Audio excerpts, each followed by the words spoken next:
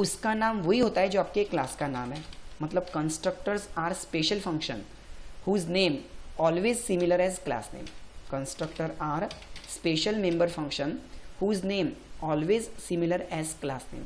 अच्छा, दूसरी चीज, बाकी फंक्शंस को देखो, रिटर्न टाइप कुछ ना कुछ रहेगा, कभी वॉइड रहेगा, कभी इंट रहेगा, लेकिन कंस्ट्रक्टर के सामने आपको कभी भी कोई भी रिटर्न टाइप नहीं लिखना है, नॉट इवन वॉइड, वॉइड भी नहीं चलता।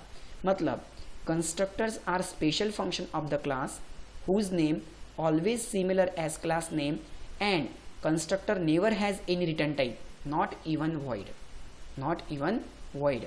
देन फिर कंस्ट्रक्टर का मेन पर्पज क्या है? The main purpose of constructor is use to initialise the data of class, is use to initialise the data of the class.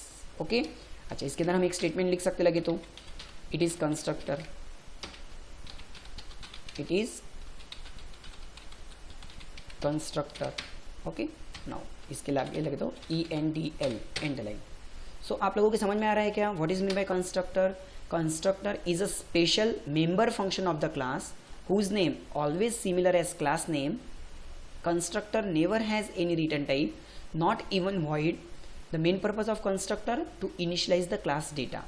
The main purpose of constructor to initialize the class data. अच्छा, दूसरी बात, अब देखो आगे आपको क्या करना है, यहाँ पर ध्यान दो अच्छे से। बाकी के फंक्शंस को जब तक ऑब्जेक्ट कॉल नहीं करता, कुछ इस तरह से लाइक S1 डॉट गेट नाम का फंक्शन या S1 डॉट शो नाम का फंक्शन, तब तक बाकी की चीज़ें कॉल नहीं होंगी। मतलब जब तक आप फंक्शन कॉल नहीं करते तब तक बाकी के जो मेंबर्स फंक्शन है नॉर्मली वो कॉल नहीं होते। कंस्ट्रक्टर का वैसा नहीं है।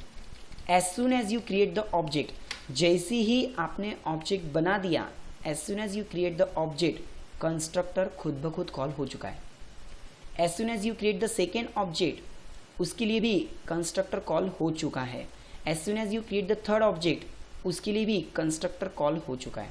मतलब S1 को भी डेटा क्या मिल चुका है? 0 0, S2 को भी डेटा क्या मिल चुका है? 0 0, S3 को भी डेटा क्या मिल चुका है? 0 0।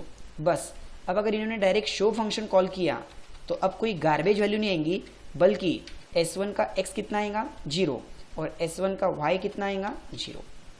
सेम तुरंत अगर S2 डॉट शो भी किया तो उसके पास में भी डेटा इनिशियलाइज हो चुका है। कौन था? x equals to 0, y equals to 0।